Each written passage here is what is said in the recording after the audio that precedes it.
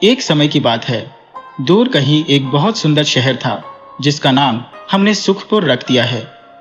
उस शहर में एक राजा राज करते थे जिनका नाम राजा विक्रम था। राजा विक्रम दिल के बहुत साफ और नेक इंसान थे। वे हमेशा अपनी जनता के बारे में ही सोचते रहते थे और उनकी मदद के लिए तैयार रहते थे। उन्होंने अपने राज्य में लोगों की सहूलियत के लिए बहुत सारे काम करवाए थे। कहीं पीने के पानी के लिए कुएं खुदवाए तो कहीं सुंदर तालाब बनवाए। उन्होंने जगह जगह मंदिर और घूमने के लिए हरे भरे बगीचे भी तैयार करवाए थे। राजा के मन में अपनी प्रजा के लिए बहुत प्यार था, इसलिए वे राज खजाने का ज्यादातर पैसा लोगों की भलाई और किसानों की खेती बाड़ी के इंतजाम में लगा देते थे। सुखपुर के लोग अपने राजा से बहुत खुश थे और हर कोई उनकी खूब इज्जत करता था। राजा विक्रम को एक छोटी सी आदत थी, उन्हें अपनी तारीफ सुनना बहुत पसंद था। जब भी उनके मंत्री या जासूस आकर उन्हें बताते कि जनता उनकी कितनी जय जयकार कर रही है, तो राजा का मन खुशी से भर जाता था। धीरे धीरे उन्हें अपनी प्रशंसा सुनने का चस्का लग गया। वे अक्सर अपना भेष बदलकर साधारण कपड़े पहनकर शहर में निकल जाते ताकि करीब से सुन सके कि लोग उनके बारे में क्या बातें कर रहे हैं। जब वे लोगों के मुंह से अपनी अच्छाई सुनते तो उनका सीना गर्व से चौड़ा हो जाता और वे खुशी खुशी अपने महल लौट आते। यह उनका रोज का काम बन गया था। वे बस यही चाहते थे कि हर कोई बस उनकी ही बातें करे। एक दिन राजा विक्रम घूमते घूमते शहर के एक ऐसे कोने में पहुंच गए जहां बहुत सन्नाटा था। वहां के लोग अपने अपने कामों में बहुत ज्यादा व्यस्त थे। कोई खेत जोत रहा था तो कोई बोझ उठा रहा था। राजा ने गौर किया कि वहां कोई भी उनके बारे में बात नहीं कर रहा था। किसी के मुंह पर राजा का नाम तक नहीं था। यह देखकर राजा को थोड़ा अजीब लगा। उन्हें लगा कि शायद उनके मंत्रियों ने इस इलाके के लोगों तक सुख सुविधाएं नहीं पहुंचाई है, इसलिए यहाँ के लोग उनके बारे में कुछ नहीं कह रहे। राजा को लगा कि शायद ये लोग उनसे खुश नहीं है, इसलिए उन्होंने एक चाल चली। राजा ने खुद ही वहां के लोगों के बीच जाकर अपनी बुराई करना शुरू कर दिया। वे बोले कि इस राज्य का राजा बहुत ही बेकार है, उसे तो बस अपनी सुख सुविधाओं से मतलब है। राजा विक्रम ने लोगों को भड़काने के लिए यहां तक कह दिया कि पड़ोसी राज्य का राजा देखो कितना अच्छा है, जो दिन रात अपनी प्रजा की सेवा में लगा रहता है और उसे तो खाना खाने की भी फुर्सत नहीं मिलती। उन्होंने आगे कहा कि ऐसे राजा से तो अच्छा है कि हमारा कोई राजा ही ना हो। राजा को लगा था कि उनकी बुराई सुनकर लोग भड़क जाएंगे और उनकी तारीफों के पुल बांधने लगेंगे, लेकिन हुआ इसका बिल्कुल उल्टा। जैसे ही राजा के मुंह से ये कड़वी बातें निकली, वहां मौजूद लोग गुस्से से लाल हो गए। उन्हें अपने राजा के खिलाफ एक शब्द भी सुनना बर्दाश्त नहीं था। एक आदमी ने तो आप देखा न ताव तुरंत एक डंडा उठा लिया और राजा को पीटने के लिए दौड़ पड़ा। वहां मौजूद दूसरे लोग भी राजा को पकड़ने के लिए लपके। तभी किस्मत से उस गांव का मुखिया वहां आ गया। मुखिया बहुत समझदार था और उसने राजा को उनके बदले हुए भेष में भी पहचान लिया। उसने तुरंत दौड़कर सबको रोका और चिल्लाकर कहा कि रुक जाओ, तुम लोग ये क्या कर रहे हो। मुखिया ने सबको समझाते हुए कहा कि जिस राजा के सम्मान के लिए तुम इस आदमी को मार रहे हो, असल में यह आदमी कोई और नहीं बल्कि खुद हमारे राजा विक्रम ही है। मुखिया ने बात संभालते हुए कहा कि राजा साहब तो बस भेष बदलकर तुम लोगों की वफादारी परख रहे थे कि तुम उनसे कितना प्यार करते हो, और तुम लोग तो बिना सोचे समझे हमला करने लगे। ये सुनकर वहां खड़े सभी लोग दंग रह गए और उनके हाथ से डंडे गिर गए। राजा विक्रम भी चुपचाप खड़े यह सब देख रहे थे। उन्हें अंदाजा भी नहीं था कि उनकी एक छोटी सी परीक्षा ऐसा मोड़ ले लेगी। राजा विक्रम की सच्चाई जानकर गांव वाले बहुत घबरा गए और हाथ जोड़कर उनसे माफी मांगने लगे। पर राजा विक्रम तो मन ही मन बहुत खुश थे। हालांकि उन्हें थोड़ी मार पड़ी थी, लेकिन उन्हें इस बात का सुकून था कि उनकी प्रजा उनसे सच्चा प्यार करती है और उनके खिलाफ एक शब्द भी नहीं सुन सकती।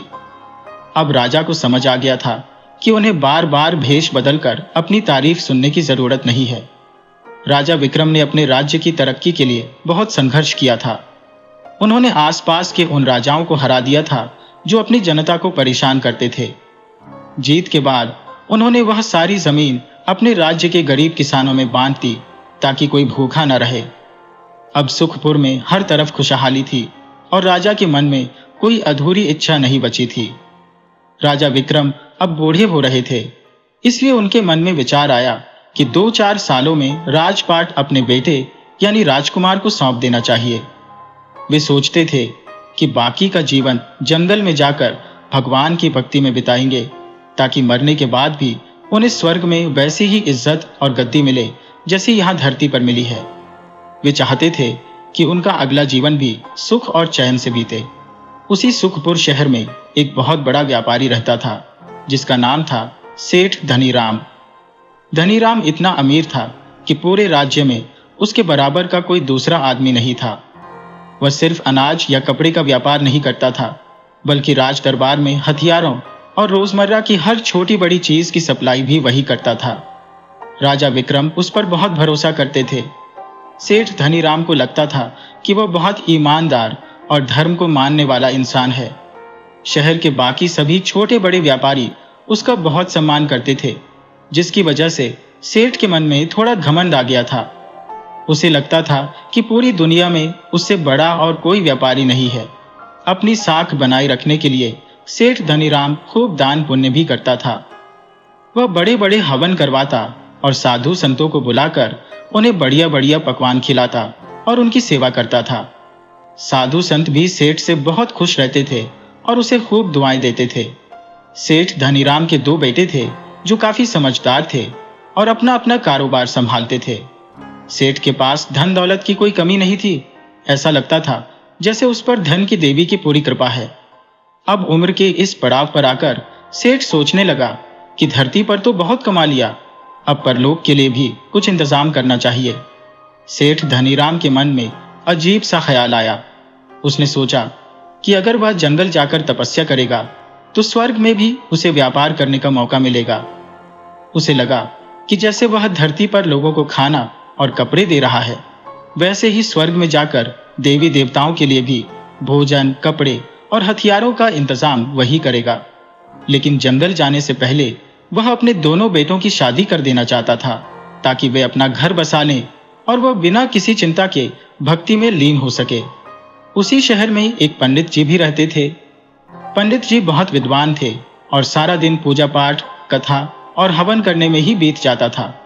उनके पास इतना काम रहता था कि उन्हें कभी कभी ठीक से खाना खाने की भी फुर्सत नहीं मिलती थी। अभी एक जगह का काम खत्म नहीं होता था कि दूसरी जगह से बुलावा आ जाता था। उनके घर पर हमेशा जजमानों की भीड़ लगी रहती थी और वे पूरे साल पहले से ही बुक रहते थे। पंडित जी ने अपना पूरा जीवन धर्म के काम में लगा दिया था और उन्हें एक दिन भी चैन से बैठने का मौका नहीं मिला। अब जब वे बूढ़े होने लगे तो उन्हें लगने लगा कि शरीर अब इतना भाग दौड़ नहीं झेल पाएगा। वे चाहते थे कि अब वे अपना सारा काम अपने बेटे को सिखा दें और उसे अपनी जगह जिम्मेदारी सौंप दें। पंडित जी भी अब अपनी आगे की जिंदगी के बारे में सोचने लगे थे। उनके मन में भी यही बात आती थी कि एक न एक दिन तो यह दुनिया छोड़कर जाना ही है। वे चाहते थे कि जब वे स्वर्ग जाएं तो वहां भी उन्हें ऊंचा स्थान मिले और वहां होने वाली पूजा पाठ की जिम्मेदारी भी उन्हीं को दी जाए। लेकिन इसके लिए उन्हें लगा कि साधारण पूजा पाठ से काम नहीं चलेगा, बल्कि कुछ बड़ी तपस्या करनी पड़ेगी। पंडित जी ने मन बना लिया था कि जैसे ही उनका बेटा कामकाज में पूरी तरह माहिर हो जाएगा और सारे यजमानों को संभाल लेगा, वैसे ही वे चैन से जंगल निकल जाएंगे। वे चाहते थे कि तपस्या के बल पर वे स्वर्ग में अपनी जगह पक्की कर सके। सुखपुर शहर में ही एक बहुत बड़ा जमींदार रहता था। उसके पास इतनी जमीन और जायदाद थी कि उसका कोई हिसाब नहीं था। उसके बड़े बड़े खेत थे और बहुत बड़े हिस्से में फलों के बाग बगीचे लगे हुए थे। वह जमींदार बहुत दयालु था और उसने शहर के बहुत से किसानों और मजदूरों को अपने यहाँ काम दे रखा था। उसके यहाँ काम करने वालों की वजह से पूरे इलाके में कोई भी बेरोजगार नहीं था। उसने बागों में काम करने के लिए औरतों को भी रखा था और वह उनके बच्चों का भी बहुत ख्याल रखता था। वह बच्चों को मुफ्त में फल, अनाज और कपड़े दे दिया करता था। शहर के सभी लोग जमींदार से बहुत खुश थे और उसकी खूब इज्जत करते थे। लेकिन जमींदार के मन में भी एक ही धुन सवार थी कि मरने के बाद स्वर्ग में भी उसे जमींदारी का ही काम मिले। उसे लगता था कि वहां का इंतजाम संभालने के लिए उसे अभी से जंगल जाकर कड़ी तपस्या शुरू कर देनी चाहिए। उसी शहर के एक कोने में एक औरत भी रहती थी जो नाच गाने का काम करती थी। लोग उसे वेश्या कहते थे, लेकिन उसे अपने इस काम से अब बहुत नफरत होने लगी थी। वह सिर्फ अपना पेट भरने और जिंदा रहने के लिए यह सब करती थी, पर उसका मन इसमें बिल्कुल नहीं लगता था। वह अक्सर सोचती थी कि आज तो वह जवान है, इसलिए लोग उसके आगे पीछे घूमते हैं और उसकी बातें मानते हैं, लेकिन जब वह बूढ़ी हो जाएगी तो कोई उसे पूछेगा भी नहीं। उसे लगने लगा था कि यह दुनिया एक बाजार की तरह है जहां हर कोई अपना फायदा देखता है। वह सोचती थी कि जैसे किसी साधु की इज्जत उसकी सादगी से होती है, राजा की ताकत उसकी सेना से होती है और व्यापारी की पहचान उसके पैसे से होती है, वैसे ही उसकी पहचान उसकी खूबसूरती और जवानी से है। वह औरत बहुत डरी हुई थी कि अगर उसने अपनी जिंदगी नहीं सुधारी तो मरने के बाद उसे नर्क में जाना पड़ेगा। नर्क का ख्याल आते ही वह कांप उठती थी। उसने पक्का इरादा कर लिया था कि एक दिन वह आधी रात को चुपचाप यहाँ से निकल जाएगी और जंगल के किसी सुनसान कोने में बैठकर भगवान का नाम लेगी। उसे लगा कि परलोक सुधारने का यही एक रास्ता है। समय बीतता गया और एक दिन वह घड़ी आ ही गई जिसका सबको इंतजार था। राजा विक्रम ने एक सुबह अपने राजमहल के ठाट बाट छोड़े और चुपचाप जंगल की तरफ चल दिए। अजीब बात तो यह थी कि ठीक उसी समय सेठ धनीराम भी अपना सारा धन दौलत छोड़कर तपस्या के लिए घर से निकल पड़ा। किस्मत का खेल देखिए कि पंडित जी भी उसी दिन अपने बेटे को सब कुछ सौंपकर जंगल की राह पर चल दिए थे। उधर जमींदार ने भी अपने बेटे बहू को घर की चाबियां दी और खुद को भगवान के भरोसे छोड़कर घर से निकल गया। इन सब बड़े लोगों के साथ साथ वह औरत भी अपना पुराना जीवन पीछे छोड़कर उसी रास्ते पर चल पड़ी। एक ही मकसद के लिए शहर के ये अलग अलग तरह के लोग एक साथ जंगल की ओर बढ़ रहे थे। वह औरत भी अपने पुराने काम को हमेशा के लिए पीछे छोड़कर जंगल की ओर निकल पड़ी थी। रास्ते में सब एक के पीछे एक चले जा रहे थे। कोई भी जंगल के किनारे नहीं रुकना चाहता था। सबको डर था कि वहां शहर के लोग उन्हें देख लेंगे। सब यही चाहते थे कि जंगल के बहुत अंदर किसी ऐसी जगह पहुंच जाए जहां सन्नाटा हो और कोई उन्हें परेशान न कर सके। राजा विक्रम सबसे आगे चल रहे थे। अचानक आसमान में काले बादल छा गए और जोर की बारिश शुरू हो गई।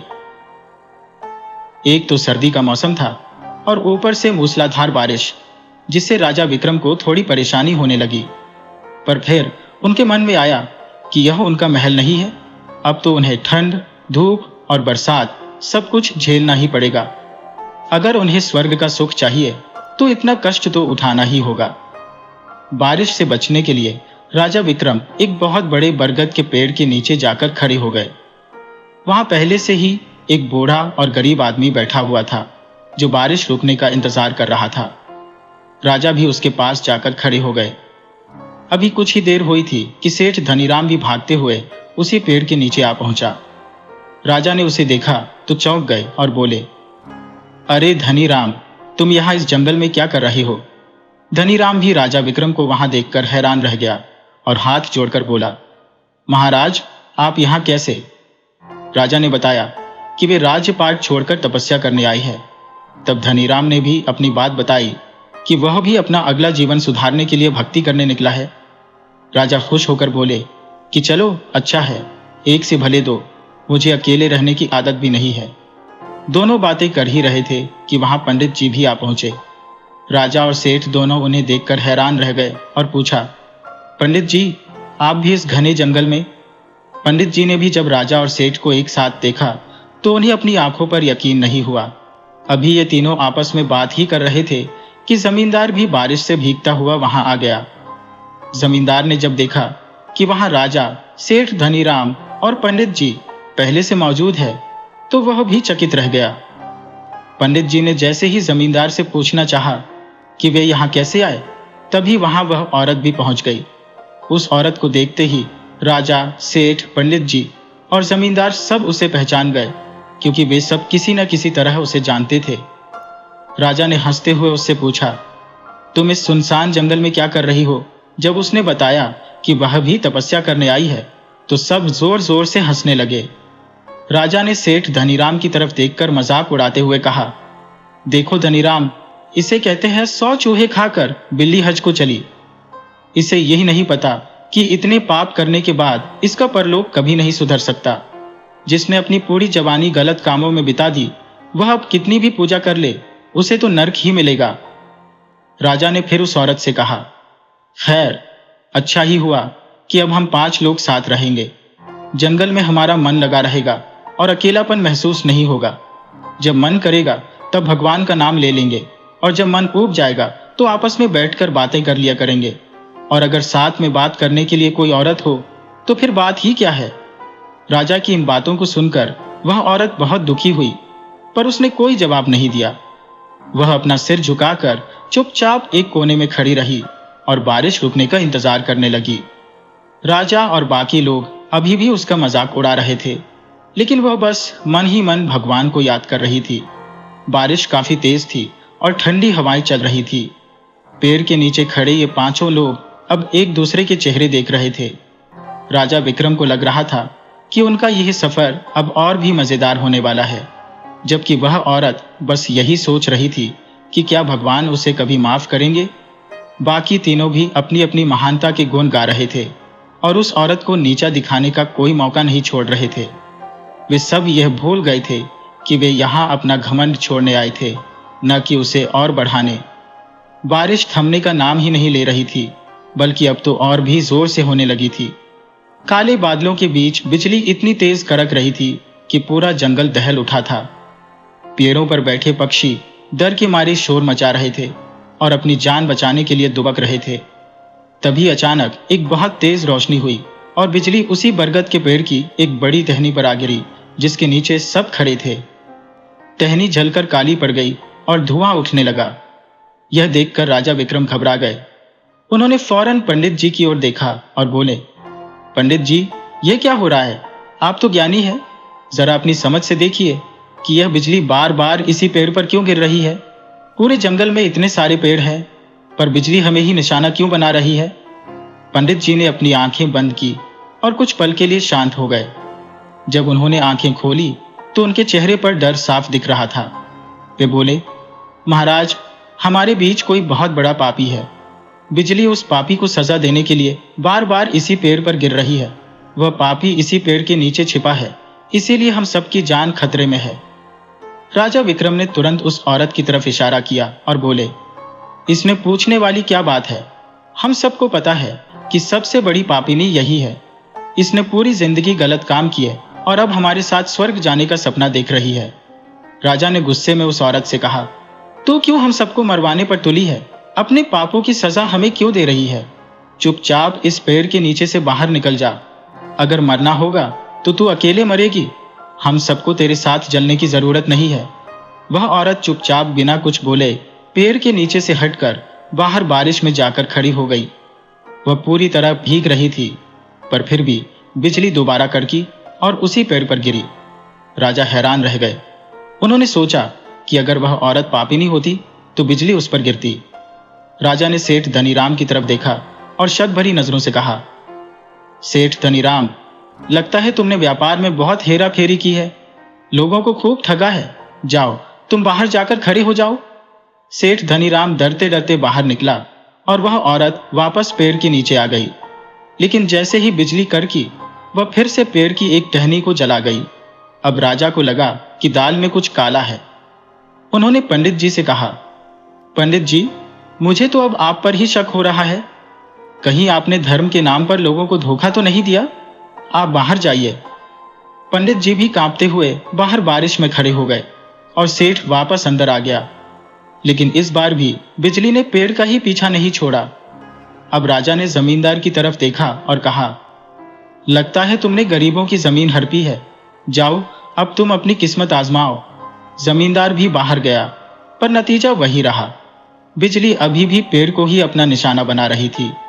अब सेठ धनीराम की हिम्मत थोड़ी बढ़ी और वह हिम्मत जुटाकर राजा से बोला, महाराज, बुरा मत मानिएगा, पर कहीं ऐसा तो नहीं कि आपने अनजाने में कोई बहुत बड़ा पाप किया हो? आप भी एक बार बाहर जाकर देख लीजिए। राजा विक्रम को गुस्सा तो बहुत आया। वे चिल्लाकर बोले, मैंने कोई पाप नहीं किया है। मैंने हमेशा प्रजा की सेवा की है। मैं कभी किसी गलत रास्ते पर नहीं गया।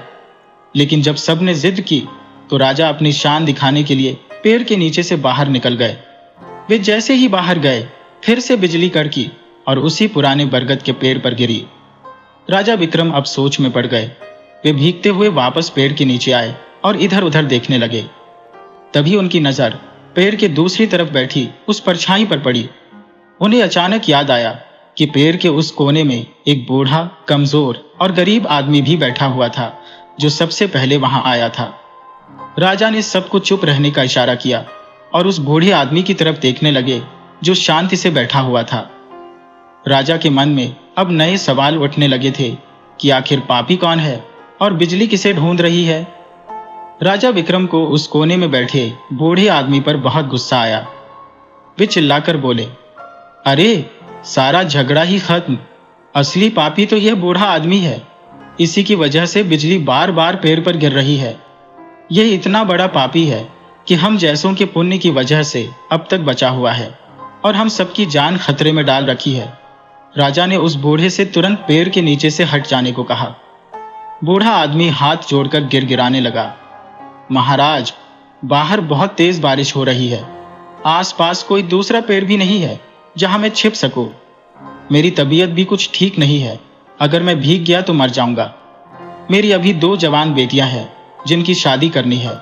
अगर मुझे कुछ हो गया तो वे इस दुनिया में अनाथ हो जाएंगी। मुझ पर दया करें महाराज। राजा विक्रम का दिल नहीं पिघला। वे गुस्से में बोले, तू एक राजा से जुबान लड़ा रहा है? जल्दी इस पेड़ की छाया से बाहर निकल, वरना मैं तुझे खुद उठाकर बाहर फेंक दूंगा। राजा का डर और अपनी जान बचाने की फिक्र में वह लाचार बूढ़ा आदमी वहां से उठा और भीगता हुआ दूर एक दूसरे पेड़ की तरफ चला गया। जैसे ही वह बूढ़ा उस बरगद के पेड़ से दूर हुआ, अचानक आसमान से एक बहुत ही भयानक और जोरदार बिजली कड़की। वह बिजली सीधा उसी बरगद के पेड़ पर जा गिरी। पल भर में ही वह पेड़ और उसके नीचे खड़े राजा विक्रम, सेठ धनीराम, पंडित जी, जमींदार और वह औरत, पांचों के पांचों जलकर राख हो गए। वह बूढ़ा आदमी दूसरे पेड़ के नीचे से यह सब देख रहा था। उसने भगवान का शुक्रिया अदा किया कि उसकी जान बच गई। सच ही कहा गया है कि जिसकी रक्षा भगवान करते हैं उसका कोई कुछ नहीं बिगाड़ सकता। मरने के बाद वे पांचों आत्माएं यमलोक के दरवाजे पर जा पहुंची। वहां का नजारा बहुत डरावना था। यमलोक का विशाल दरवाजा अंदर से बंद था और बाहर एक बहुत ही डरावनी शक्ल वाला पहरेदार खड़ा था। राजा विक्रम ने अपनी पुरानी आदत के मुताबिक धौंस जमाते हुए अंदर जाने की कोशिश की तो पहरेदार ने उन्हें रोक दिया। पहरेदार कड़क आवाज में बोला, इतनी जल्दी मत करो, अभी यमराज का दूत आएगा और वह तुम सबके कर्मों का हिसाब देखकर बताएगा कि किसे कहां जाना है। जिसने अच्छे काम किए होंगे उसे स्वर्ग मिलेगा और जो पापी होंगे वे नर्क की आग में सड़ेंगे। सबसे बड़े पापी के लिए तो सजा का अलग ही इंतजाम है। तुम सबको अच्छी तरह पता होगा कि तुमने धरती पर क्या क्या गुल खिलाए हैं। राजा विक्रम अपनी सफाई देते हुए बोले, देखो भाई, मैं एक राजा था और मैंने अपनी जनता के लिए वह सब कुछ किया जो एक अच्छे राजा को करना चाहिए। हो सकता है कि स्वर्ग के राजा इंद्र से कोई गलती हो गई हो, पर मुझसे कभी कोई भूल नहीं हुई। तभी सेठ धनीराम भी बीच में कूद पड़ा और बोला, मैंने इतना दान पुण्य किया है और इतने भंडारे करवाए हैं कि मेरे लिए तो स्वर्ग में पहले से ही कमरा बुक होगा। पंडित जी भी पीछे नहीं रहे। वे बोले, मुझे कम मत समझना। राज्य में जितने भी बड़े बड़े हवन और पूजा पाठ हुए हैं वे सब मैंने ही संपन्न कराए हैं। तभी जमींदार ने पंडित जी को टोकते हुए कहा, पंडित जी, यह मत भूलिए कि उन हवनों और भंडारों में जो अनाज और घी इस्तेमाल हुआ था वह सब मेरे ही खेतों से आया था। उनकी बातें सुनकर राजा विक्रम को हंसी आ गई।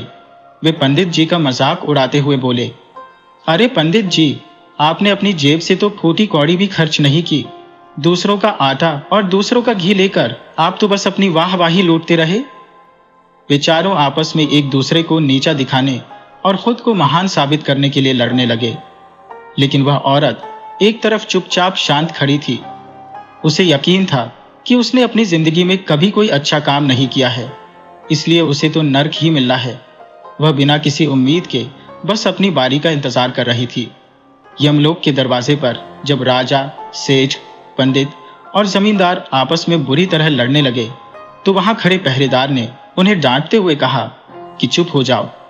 उसने समझाया कि इस तरह लड़ने झगड़ने से जो थोड़े बहुत अच्छे काम तुमने अपनी जिंदगी में किए भी होंगे, उनका फल भी धीरे धीरे खत्म हो रहा है। तभी अचानक यमलोक का बड़ा दरवाजा खुला और वहां से एक दिव्य दूत बाहर आया। उस दूत के हाथ में एक बहुत बड़ी और चमकती हुई किताब थी। कमाल की बात यह थी कि उस किताब को सिर्फ वही देख पा रहे थे जिनके मन में थोड़ी बहुत अच्छाई बची थी। जो लोग पूरी तरह पाप में डूबे थे, उन्हें वह किताब नजर ही नहीं आ रही थी। देवदूत ने सबसे पहले राजा विक्रम की ओर देखा और बड़े शांत स्वर में पूछा कि राजन, आपने अपनी जिंदगी में कौन कौन से अच्छे काम किए हैं, जरा बताइए। राजा बड़े गर्व से बोले कि मेरी तो पूरी जिंदगी ही अच्छे कामों से भरी पड़ी है, मैं भला कौन कौन से काम गिनाऊं। दूत ने कहा कि फिर भी 2-4 बड़े काम बता दीजिए ताकि मैं यह तय कर सकूं कि आपको स्वर्ग भेजना है या नर्क। राजा विक्रम ने छाती चौड़ी करके कहा कि मैंने अपनी प्रजा की भलाई के लिए दिन रात एक कर दिया। मेरे राज्य में कभी कोई भूखा नहीं सोया और मैंने अपनी जनता को किसी चीज की कमी नहीं होने दी। देवदूत ने अपनी किताब के पन्ने पलटे और राजा की आंखों में देखते हुए बोला कि राजन, आपने प्रजा की भलाई के लिए एक भी काम नहीं किया। आपने जो कुछ भी किया वह सिर्फ अपने स्वार्थ और नाम के लिए किया ताकि लोग आपकी वाहवाही करें। आपने बिना किसी बड़ी वजह के कितने ही युद्ध लड़े जिनमें न जाने कितने बेकसूर लोग मारे गए। उन लड़ाइयों की वजह से कितनी ही औरतें विधवा हो गई, कितने ही बच्चे अनाथ हो गए और न जाने कितनी माँओं की गोद सोनी हो गई। उन सब का पाप आपके सिर पर है, इसलिए आपको स्वर्ग नहीं बल्कि नर्क में जगह मिलेगी। राजा यह सुनकर सन्न रह गए। इसके बाद देवदूत पंडित जी की तरफ मुड़ा और बोला कि अब आप बताइए, आपने अपनी जिंदगी में क्या नेक काम किया है। पंडित जी बड़े आत्मविश्वास के साथ बोले कि मेरा पूरा जीवन तो भगवान की भक्ति में ही बीता है। मैंने हजारों हवन कराए, लाखों लोगों को धर्म की कथा सुनाई और हमेशा भगवान का नाम जपा है। देवदूत ने फिर अपनी किताब देखी और कहा कि पंडित जी, आपने अपनी पूरी जिंदगी में एक भी काम निस्वार्थ भाव से नहीं किया। आपने जितने भी हवन कराए या कथा सुनाई, उसके बदले में लोगों से मोटी दक्षिणा और पैसा वसूल किया। देवदूत ने आगे कहा कि आपने असल में भगवान के नाम का व्यापार किया है। आपने कभी सच्चे मन से और बिना किसी लालच के भगवान का नाम नहीं लिया। भगवान के नाम को बेचने के इस बड़े अपराध की वजह से आपको न तो स्वर्ग मिलेगा और न ही नर्क में ठिकाना। आपको सजा के तौर पर दोबारा जन्म और मौत के इसी चक्कर में डाल दिया गया है। जाइए, धरती पर फिर से जन्म लीजिए और इस बार बिना किसी लालच के अच्छे काम करने की कोशिश कीजिए। पंडित जी का सारा घमंड पल भर में चूर चूर हो गया। अब बारी जमींदार की थी। देवदूत ने उससे भी वही सवाल किया कि आपने क्या अच्छा किया है। जमींदार बड़े भोलेपन से बोला कि मैंने कभी कोई पाप नहीं किया। मैंने अपने शहर के गरीब किसानों को काम दिया ताकि उनका और उनके परिवार का पेट भर सके। देवदूत ने सिर हिलाते हुए कहा कि जमींदार साहब, आपने कोई भी काम बिना मतलब के नहीं किया। आपने किसानों से कड़ी मेहनत करवाई और उसके बदले उन्हें मामूली पैसे दिए। आपने असल में उनकी गरीबी और लाचारी का फायदा उठाकर अपना काम निकलवाया। आपके मन में उनके लिए कोई दया नहीं थी, सिर्फ अपना मुनाफा था। इसलिए आपको भी नर्क में ही स्थान दिया जाता है। जमींदार भी चुपचाप एक तरफ खड़ा हो गया। उसकी सारी दलीलें धरी की धरी रह गईं। सेठ धनीराम मन ही मन बहुत खुश हो रहा था। उसे पक्का भरोसा था कि जब राजा, पंडित और जमींदार जैसे बड़े लोगों को नर्क मिल गया है तो अब स्वर्ग का रास्ता सिर्फ उसके लिए ही खुलेगा। तभी देवदूत ने सेठ की तरफ देखा और पूछा कि सेठ जी, अब आप बताइए कि आपने अपनी जिंदगी में कौन से नेक काम किए हैं। सेठ धनीराम ने हाथ जोड़कर बड़े गर्व से कहा कि महाराज, पंडित जी ने जितने भी हवन और यज्ञ करवाए उन सब का पूरा खर्चा मैंने ही उठाया था। मैंने अपनी पूरी जिंदगी में सिर्फ पुण्य के काम किए हैं और भूल से भी कभी कोई पाप नहीं किया। देवदूत ने अपनी चमकती हुई किताब के पन्ने पलटे और सेठ की आंखों में झांकते हुए बोला कि सेठ धनीराम, तुमने अपनी पूरी जिंदगी में एक भी काम निस्वार्थ भाव से नहीं किया। तुमने व्यापार में हमेशा मिलावट की, लोगों को धोखे से सामान बेचा और नाप तौल में भी बहुत हेरा फेरी की। तुम्हारे मिलावटी अनाज को खाकर न जाने कितने मासूम लोग बीमार होकर मर गए। तुमने सिर्फ पैसा कमाना सीखा, इंसानियत नहीं। इसलिए तुम्हें भी स्वर्ग नहीं बल्कि नर्क में ही जगह मिलेगी। सेठ धनीराम का सारा घमंड मिट्टी में मिल गया और वह सिर झुकाकर एक तरफ खड़ा हो गया। अब आखिर में उस औरत की बारी आई। देवदूत ने बहुत ही प्यार और नरमी से उससे पूछा कि तुम बताओ, तुमने अपनी जिंदगी में कौन सा अच्छा काम किया है। वह औरत अपनी आंखों में आंसू भरकर बोली कि महाराज, मैंने तो अपनी पूरी जिंदगी में कोई अच्छा काम किया ही नहीं है। मेरा जीवन तो सिर्फ गंदगी और पाप के कामों में बीता है। मुझे तो पक्का पता है कि मुझे नर्क की आग में ही जलना पड़ेगा। उसकी बात सुनकर देवदूत मुस्कुराया और बोला कि भले ही दुनिया की नजरों में तुम पापिनी हो, लेकिन मेरी किताब कुछ और ही कह रही है। किताब के हिसाब से तुमने अपनी जिंदगी में कोई पाप नहीं किया, बल्कि सिर्फ पुण्य ही कमाए है। तुमने अपना शरीर जरूर इस काम में लगाया, लेकिन तुम्हारा मन हमेशा भगवान के नाम में लगा रहा। तुमने खुद भूखा रहकर अपने हिस्से की आधी रोटी हमेशा बेसहारा कुत्तों और जानवरों को खिलाई है। तुम्हारे मन में दूसरों के लिए जो दया थी, उसी ने तुम्हारे सारे दुखों को धो दिया है।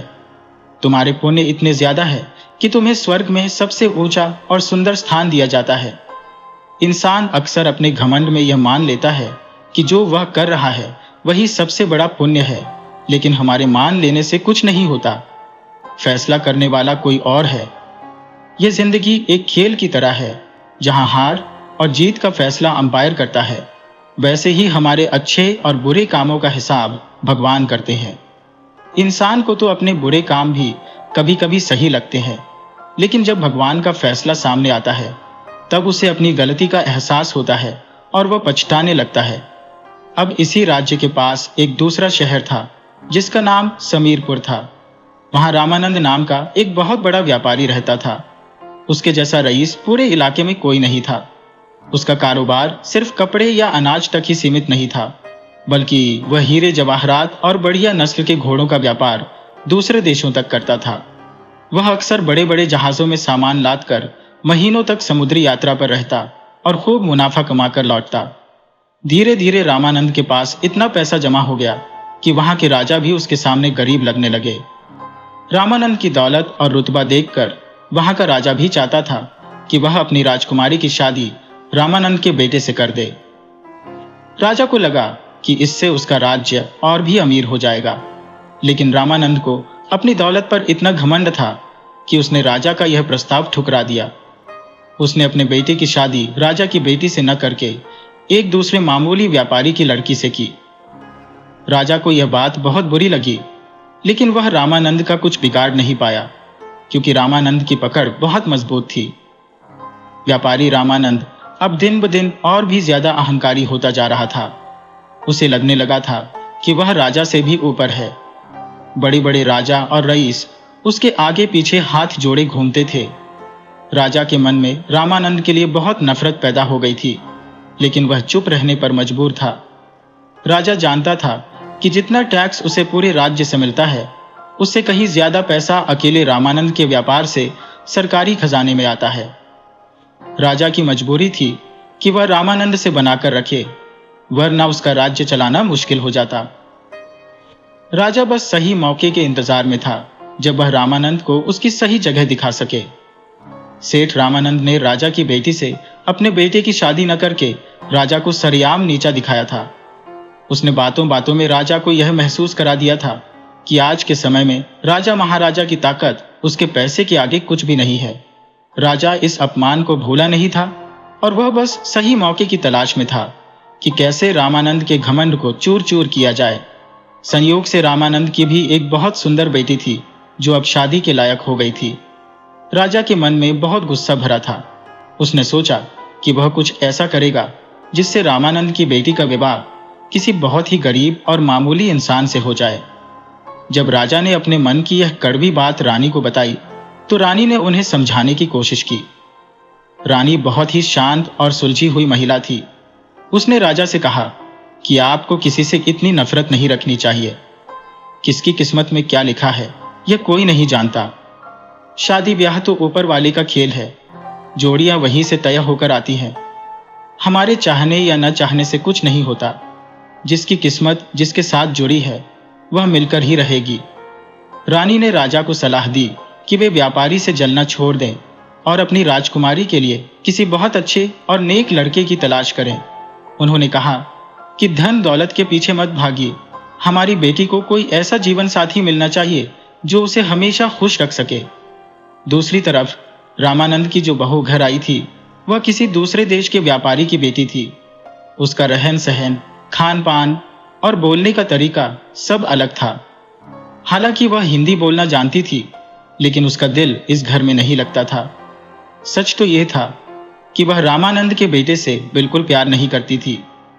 वह अपने देश में एक हीरे के व्यापारी के बेटे से बहुत प्यार करती थी और उसे ही अपना सब कुछ मानती थी। लेकिन किस्मत खराब थी कि उसका विवाह वहां नहीं हो पाया और उसे जबरदस्ती रामानंद के घर भेज दिया गया। बहू खुद को इस घर में एक कैदी या गुलाम की तरह महसूस करती थी। उसके मन में अपने पति के लिए कोई इज्जत नहीं थी, बल्कि वह उससे छुटकारा पाना चाहती थी। उसने एक बहुत ही खतरनाक योजना बनाई। उसने सोचा कि आज रात जब सब सो जाएंगे तो वह अपने पति को रास्ते से हटा देगी और घोड़े पर सवार होकर वापस अपने देश भाग जाएगी। उसने दिन में ही भागने की पूरी तैयारी कर ली थी और बस सूरज डूबने और अंधेरा होने का इंतजार कर रही थी ताकि वह अपने प्रेमी के पास पहुंच सके। उसी शाम गांव का एक सीधा सादा नौजवान काम की तलाश में शहर आया था। वह भटकते हुए सेठ रामानंद की हवेली पर पहुंचा और हाथ जोड़कर बोला, सेठ जी, मैं एक बहुत गरीब घर का लड़का हूं। गांव में मेरे बूढ़े माँ बाप हैं जिनका पेट भरने के लिए मैं 2 वक्त की रोटी का इंतजाम भी नहीं कर पा रहा हूं। गांव में काम तो बहुत है, लेकिन कोई मजदूरी नहीं देना चाहता। सब मुफ्त में सेवा करवाना चाहते हैं। इसलिए मैं गांव छोड़कर आपके पास काम मांगने आया हूं। मेहरबानी करके मुझे कोई भी छोटा मोटा काम दे दीजिए। सेठ रामानंद उस समय किसी जरूरी काम से बाहर जाने की जल्दी में थे। उन्होंने उस गरीब लड़के की तरफ ठीक से देखा भी नहीं और झिझकते हुए बोले, अरे भाई, तुम गलत समय पर आए हो। इस वक्त मेरे पास न तो तुमसे बात करने का समय है और न ही तुम्हारे लायक कोई काम। बेहतर होगा कि तुम कल सुबह आना।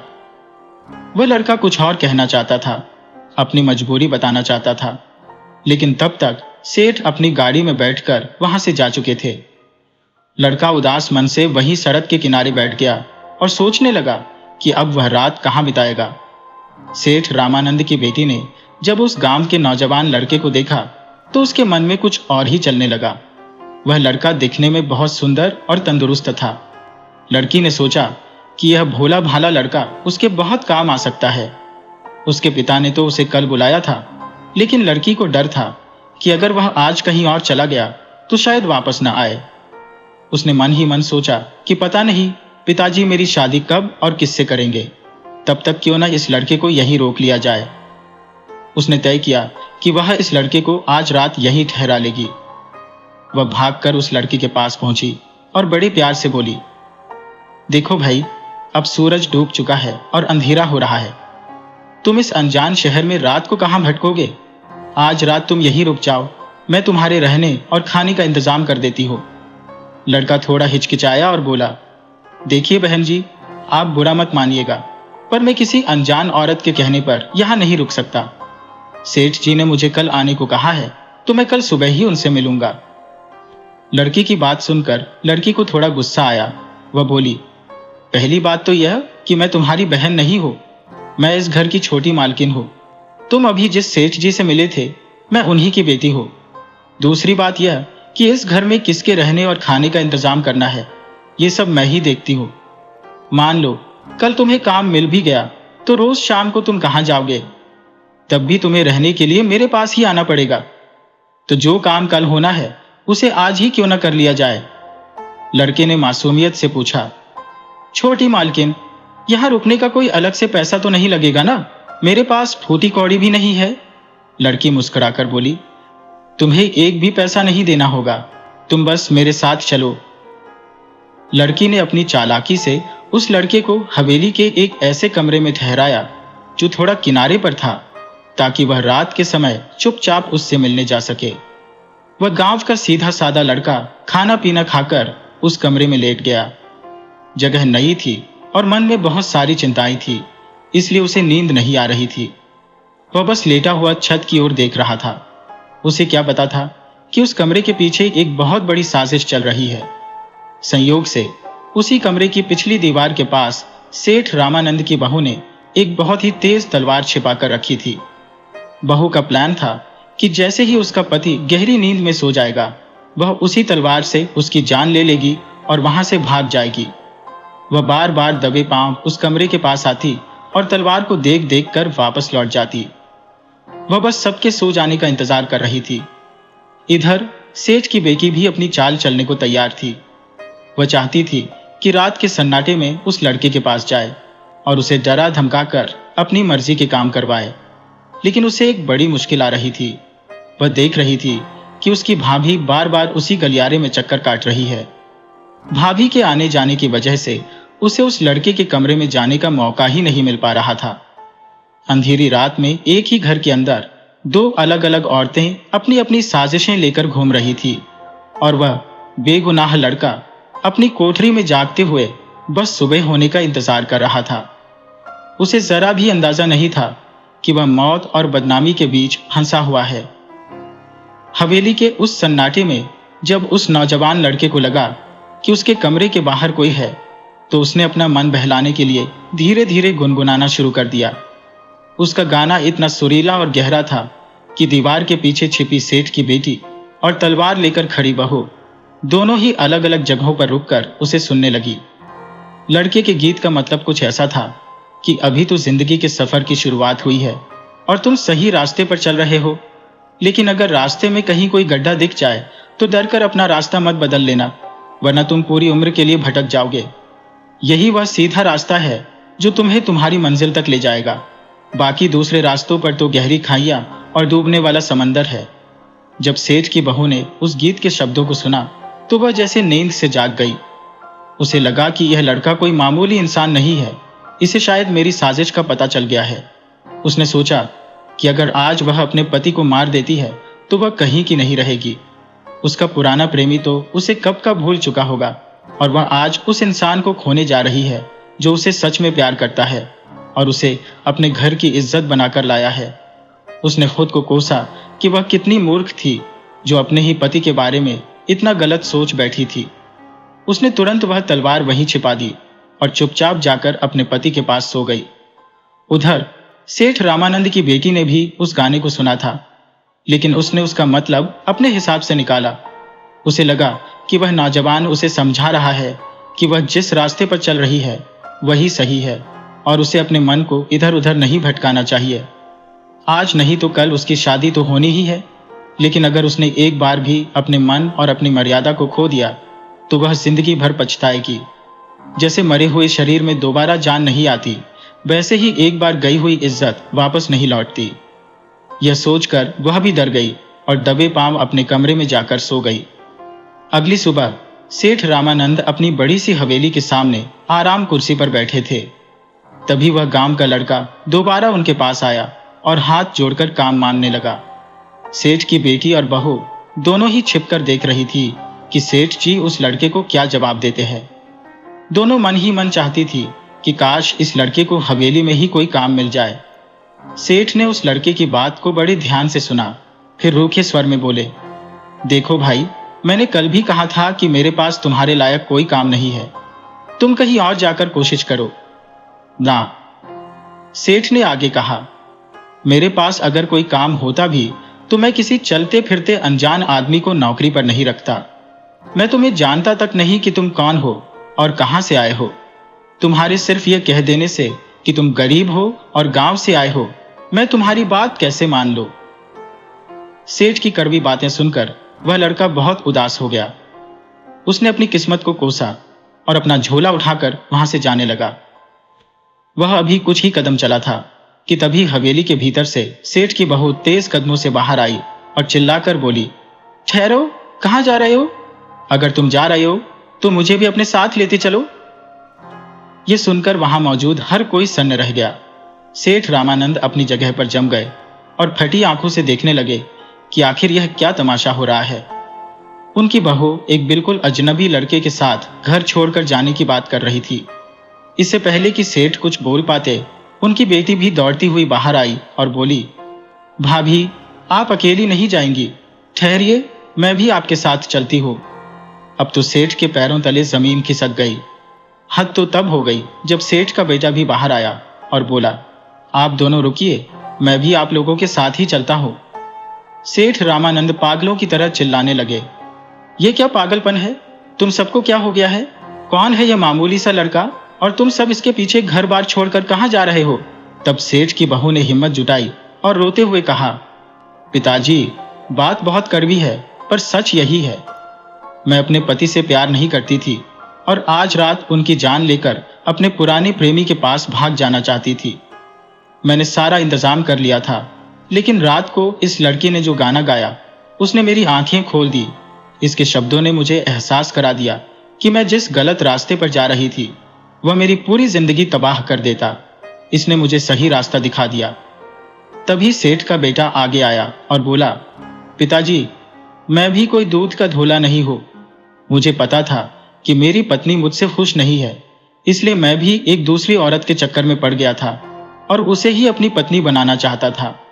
मैं भी अपनी पत्नी को रास्ते से हटाने की सोच रहा था, पर इस लड़के के संगीत ने मेरे मन को बदल दिया।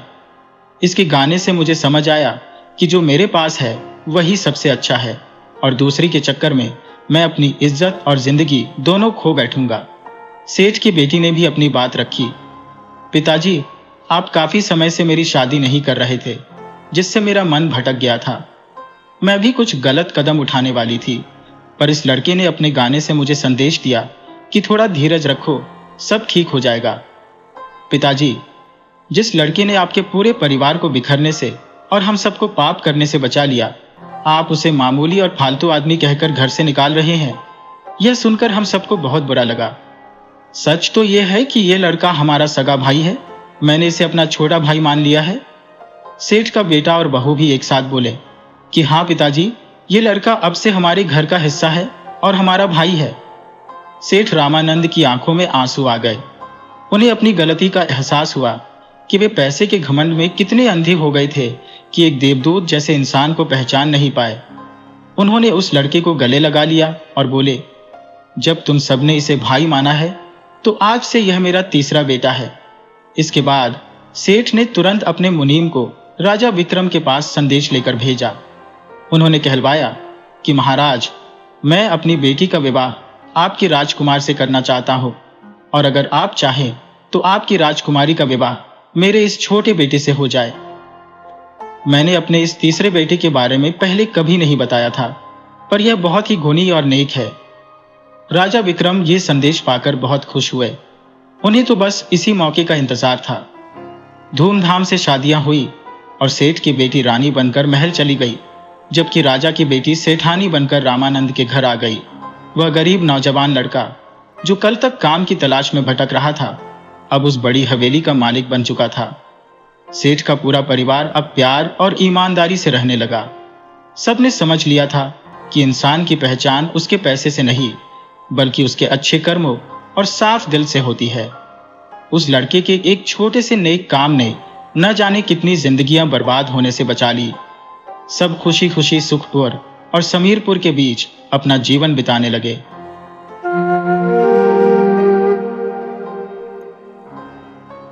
बहुत समय पहले की बात है। दुबोली नाम का एक छोटा सा गांव था। उस गांव में खदेरन नाम का एक सेठ अपने छोटे भाई के साथ रहता था।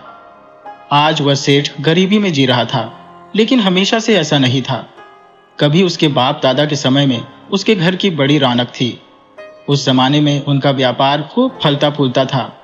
गांव के भोले भाले लोग उन पर आंख बंद करके विश्वास करते थे, क्योंकि वे कभी गांव से बाहर नहीं निकलते थे और उन्हें चीजों की असली कीमत का कोई अंदाजा नहीं था।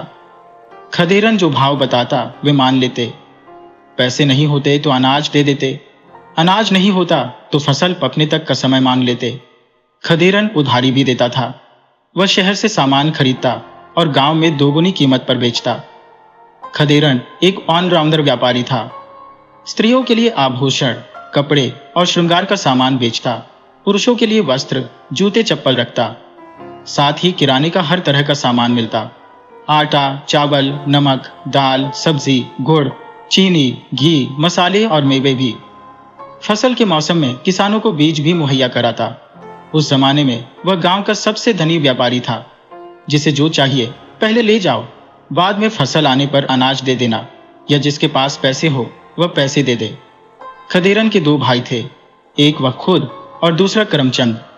करमचंद अक्सर शहर से माल लाया करता था और खदेरन उसे गांव की दुकान पर बेचता था। दोबोली में खदेरन की ही एकमात्र दुकान थी जहां सब कुछ मिलता था। आसपास के 8-10 गांवों के लोग भी उसकी दुकान पर आते थे। करमचंद हर दूसरे दिन शहर जाता और तीसरे दिन सामान लेकर लौटता। जब करमचंद शहर जाता और रात हो जाती तो वह हड़बड़ी नाम के एक सेठ के घर रुक जाता। हड़बड़ी का नाम उसके स्वभाव के अनुसार ही था। वह हर काम बिना सोचे समझे झटपट कर देता था। करमचंद और खदेरन दोनों भाइयों का अभी तक विवाह नहीं हुआ था। वे धंधे में इतने मग्न हो गए थे कि विवाह की सुध ही नहीं थी। हालांकि करमचंद के मन में विवाह की इच्छा थी, लेकिन बड़े भाई के विवाह के बिना वह अपने विवाह के बारे में कैसे सोच सकता था। हड़बड़ी के घर जब करमचंद रुकता तो उसके घर में एक बेहद खूबसूरत जवान बेटी थी। बबीता नाम था उसका। भगवान ने मानो उसे बड़े आराम से तैयार किया था। उसका रूप देखकर कोई भी मोहित हो जाता। जब करमचंद सेठ के घर ठहरता तो बबीता ही खाना परोसती। हड़बड़ी की पत्नी कई बार पति को इशारा कर चुकी थी कि बेटी बड़ी हो गई है, इसका विवाह कर दो, मगर हड़बड़ी को लगता कि अभी कोई जल्दी नहीं है। अभी तो कुछ साल पहले तक गोद में खेलती थी, बड़ी हो गई तो इसका मतलब यह तो नहीं कि सयानी हो गई। 2-4 साल बाद करेंगे विवाह। उधर करमचंद बबीता के रूप रंग पर मोहित हो चुका था। बबीता भी करमचंद से प्यार करने लगी थी। धीरे धीरे आकर्षण बढ़ा और दोनों की आंखें चार हो गईं। अब रात को घर के पिछवाड़े मेले भी लगे थे। इसकी भनक हड़बड़ी की पत्नी को लग गई। वह पति पर दबाव बनाने लगी कि बेटी का विवाह इसी साल कर दो। अगर कोई लड़का नहीं मिलता तो करमचंद से ही कर दो। करमचंद कोई बुरा लड़का तो नहीं है? हड़बड़ी बोला, अरे भाग्यवान, हम शहर में रहते हैं और करमचंद गांव में। सबसे बड़ी समस्या यह है कि करमचंद के बड़े भाई का अभी विवाह नहीं हुआ है। पत्नी बोली, तो उसके बड़े भाई खदेरन से ही कर दो। हड़बड़ी बोला, भाग्यवान, हमारी बेटी किसी गांव में ब्याही दे तो उसे बड़ी तकलीफ होगी। गांव में इतनी परेशानी है कि गांव के लोग कभी सुखी नहीं रह पाते। हम बेटी का विवाह शहर में ही करेंगे। स्त्री बोली, आप मेरी बात को हल्के में मत लो। बात कुछ ऐसी है कि मैं आपसे कह नहीं सकती।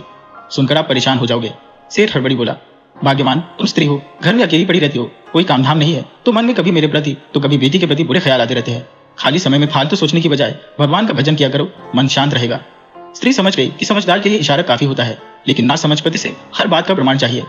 उसे किसी पर विश्वास ही नहीं होता। उसने उस समय कोई बहस नहीं की। सोचा कि सीधे प्रमाण पेश करूंगी, तब सेठ की जमीन पैरों तले से निकल जाएगी और तब उसे होश आएगा कि बेटी का विवाह करना कितना जरूरी है। सेठानी को पता था कि आज शाम तक करमचंद आने वाला है और वह अब पहले से कहीं ज्यादा जल्दी आने लगा है। पहले तो खाली हाथ आता था, मगर अब अच्छी मिठाई और फल लेकर आता है और वह सब मुझे न देकर बबीता के हाथ में दे देता है। बबीता भी नजर गड़ाए उसके आने का इंतजार करती रहती है। शाम को सचमुच करमचंद आ गया। इस बार वह बहुत सारी मिठाई और मेवे लेकर आया था। सेठानी उसके सामने खड़ी थी, मगर उसे अनदेखा कर करमचंद घर के अंदर चला गया। बबीता उसे देखते ही चहक उठी और मिठाई मेवे उसके हाथ से ले लिए। सेठानी चाहती थी कि अब बेटी को इसके लिए टोके, समझाए कि घर में बड़ों के रहते छोटे किसी से उपहार नहीं लिया करते और कुमारी लड़कियों को तो कभी किसी से कुछ भी उपहार में नहीं लेना चाहिए। कोई भी यदि किसी को अकारण उपहार देता है तो उसका कुछ मकसद होता है। उपहार कोई प्रसाद नहीं है कि जिसे चाहो निस्वार्थ भाव से बांट दो। उपहार देने वाला यदि कुमारी लड़की को उपहार लाकर देता है और वह हंसकर स्वीकार करती है तो उस आदमी का मकसद ठीक नहीं है। अक्सर देखा जाता है कि बदमाश लड़के भोली भाली लड़कियों को पहले महंगे उपहार देकर अपना दोस्त बनाते हैं। वे धीरे धीरे उपहार के भार तले दब जाती है और उस बदमाश से दिल लगा बैठती है।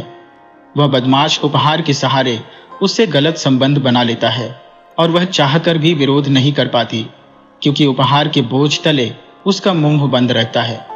सेठानी समझ गई थी कि करमचंद कोई निस्वार्थ भाव से यह सब नहीं कर रहा। वह रात को घर के पिछवाड़े चला जाता है और उसी समय बबीता भी पिछवाड़े जाती है। सेठानी ने उन्हें गलत अवस्था में एक बार देख भी लिया था। आज वह पति को भी आंखों देखी दिखाना चाहती थी। रात होने पर सेठ खाना खाकर सो गया। बबीता भी अपने कमरे में सो गई। बाहर के बैठक में करमचंद सो रहा था, मगर हड़बड़ी सेठ की पत्नी को नींद नहीं आ रही थी।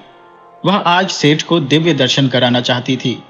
उधर बबीता भी आज पता नहीं क्यों कुछ ज्यादा सावधान थी। उसे आभास हो रहा था कि मां जाग रही है। करमचंद भी लेटे लेटे करवटे में दर रहा था। उसकी आंखों में भी नींद नहीं थी। आधी रात होने पर बबीता उठकर घर से निकली और घर के पिछवाड़े चली गई। पुराने जमाने में आज की तरह घर के अंदर गुस्सा खाना नहीं हुआ करता था। इसके लिए घर के पीछे लोग 4 दीवारी देकर अलग से व्यवस्था बना देते थे। उसी में गुस्सा खाना बना होता था। रात के समय भी स्त्रियों का घर के पीछे जाना सामान्य बात थी। घर के पुरुष भी रात में उसी गुस्सा खाने का उपयोग करते थे।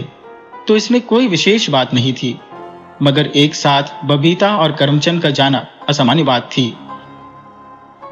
दोनों उठकर जब घर के पिछवाड़े चले गए तो सेठानी ने सेठ को जगाया और बोली, घोड़े बेचकर सोए हुए हो और बेटी घर के पिछवाड़े आपकी नाक कटा रही है, जाकर देख लो। सेठ हड़बड़ाकर उठा और भागता हुआ घर के पीछे गया। वह पीछे का नजारा नहीं देख सका। हालांकि किसी के आने की आहट सुनकर दोनों सावधान हो गए थे। सेठ गुस्से में घर के अंदर आया। तभी मौका देखकर करमचंद अपनी जगह पर आकर सो गया। हालांकि सेठ नहीं देख पाया था कि बेटी के साथ दूसरा कौन था। वह अपनी पत्नी से बोला, मैं आज बेटी को बहुत मारूंगा, जी तो करता है कि उसे तलवार से कई टुकड़े कर डालूं। पत्नी बोली, आप यदि उसे मार पीट दिए तो इस बात की खबर पड़ोस के लोगों को लग जाएगी। पीटने पर चीखेगी, चिल्लाएगी। पड़ोसी सुनेंगे कि आधी रात में सेठ की बेटी की पिटाई हो रही है। जवान बेटी को क्यों पीट रहे हैं, ये सवाल उठेगा।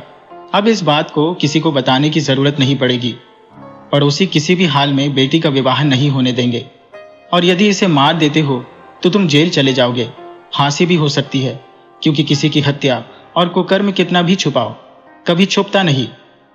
आप मेरा कहना मानो, बबीता का विवाह कल करमचंद से कर डालो। हड़बड़ी सेठ बोला, इसके लिए खदेरन से बात करनी पड़ेगी। और करमचंद से क्यों, हम खदेरन से ही इसका विवाह कर देते हैं। सेठानी बोली, आप बात समझते नहीं हो। बबीता का विवाह करमचंद से करना ठीक रहेगा। सेठ बोला, क्या ठीक रहेगा या क्या नहीं रहेगा, इस पर अब विचार नहीं करना है।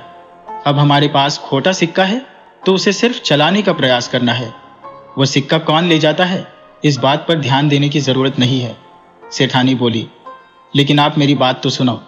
सेठ बोला, मुझे अब कुछ नहीं सुनना और तुम तो मुझसे बात मत करो। मोटी भैंस कहेगी, मैं दिन भर काम में लगा रहता हूँ, मुझे ठीक से भोजन करने की फुर्सत नहीं मिलती, और तुम दिन भर घर में बैठकर बादाम खाती हो। एक बेटी को नहीं संभाल पाई हो, वह अब इतनी बिगड़ गई है कि उसके कदम बह गए हैं। अब तुम मेरे मामले में जुबान नहीं खोलोगी, वरना जुबान खींचकर हाथ में रख दूंगा। सेठानी सेठ को बहुत गुस्से में देखकर चुप रहने में ही भलाई समझी। सेठ दूसरे दिन करमचंद से बोला, तुम घर पहुंचते ही खदेरन को भेज देना, मुझे उससे शादी को लेकर कुछ बात करनी है। यह बात सुनकर करमचंद के पांव जमीन पर नहीं बढ़ रहे थे। उसे लगा कि सेठ को पता चल गया है कि मैं बबीता से प्यार करता हूँ। शायद बबीता ने यह बात खोलकर अपने माता पिता से बता दी है, इसीलिए सेठ मेरे भाई को बुलाया है। सेठ मेरे भाई से बात करके मेरा विवाह करा देगा। वह इतना खुश था कि उसकी खुशी छुपाई नहीं छुप रही थी। वह बाजार से जल्दी जल्दी आधा अधूरा सामान खरीदकर ही अपने गांव दुबोली के लिए निकल गया। उसने खदेरन से बताया, आपको बहुत जरूरी काम से हड़बड़ी सेठ ने बुलाया है। आप यदि आज जा सको तो आज ही चले जाओ, या फिर कल सुबह जरूर चले जाओ। खदेरन बोला, ठीक है, मैं कल सुबह चला जाऊंगा, मगर तुम पहले सामान दिखाओ, क्या क्या खरीद कर लाए हो। कई लोगों को मैंने चादर के लिए बुलाया है, वे आ जाएंगे। करमचंद तो चादर की दुकान पर गया ही नहीं था तो नहीं खरीदा था, मगर खदेरन से झूठ बोल गया। बाजार में अभी चादर मिली ही नहीं। आप जाओ और चादर साथ लेकर लौटना, और हड़बड़ी सेठ से समझ लेना कि क्यों बुलाए है। खदेरन दूसरे दिन हड़बड़ी सेठ के पास पहुंच गया।